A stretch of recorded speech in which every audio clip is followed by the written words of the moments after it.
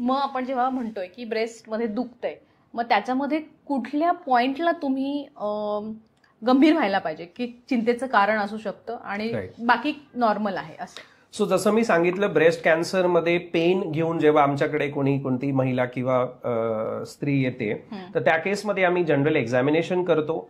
त्यामध्ये ह्या सगळ्या साईन्स आणि सिम्पटम्स बघतो आणि त्यांना एक 4 किंवा 5 दिवसांचा अँटीबायोटिकचा कोर्स देतो. कारण हे छोटेसे सेल्युलायटिस नावाचे आतले इन्फेक्शन असतात ज्यामुळे तो पेन होत असते. एकदा ते इन्फेक्शन रिझॉल्व्ह झालं अँटीबायोटिक्सनी की 5 दिवसांनंतर आम्ही पेशंटला फॉलोअपला बोलवतो आणि त्या केसमध्ये जर का पेन परसिस्टंट असेल तरच आम्ही सोनोग्राफी करतो आणि पेन गेलेला असेल तर आपण फक्त त्यांना ऑब्झर्वेशनवर ठेवतो. बरं, आता तुम्ही मला जे सांगितलं निप्पल डिस्चार्ज आणि स्किन टेक्स्चर मध्ये जे बदल होतात, त्याच्या व्यतिरिक्त स्किन मध्ये इतर अवयवांमध्ये काही बदल होतात का त्याचा परिणाम? डेफिनेटली तो कलर चेंज खूप इम्पॉर्टंट आहे. त्या व्यतिरिक्त मी जसं प्युअरी ऑरेंज अपिअरन्स तुम्हाला सांगितला, म्हणजे ऑरेंज सारखा अपिअरन्स होणे म्हणजे डिम्पलिंग होणे, म्हणजे बेसिकली तुमच्या ब्रेस्टच्या स्किनवर मल्टिपल खड्डे खड्डे खड्डे खड्डे असे सगळीकडे खरबडीत स्किन जाणवणे, that is a sign of cancer. एक इन्फ्लेमेटरी ब्रेस्ट कॅन्सर नावाचा कॅन्सर असतो, त्यामध्ये ब्रेस्टचा अपिअरन्स तसा होतो.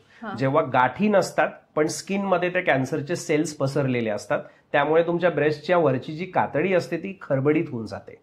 सो हे स्किन चेंजेस असतात कॅन्सरचे आणि हे इतर सगळ्या अवयवांना लागू होतात. बरं.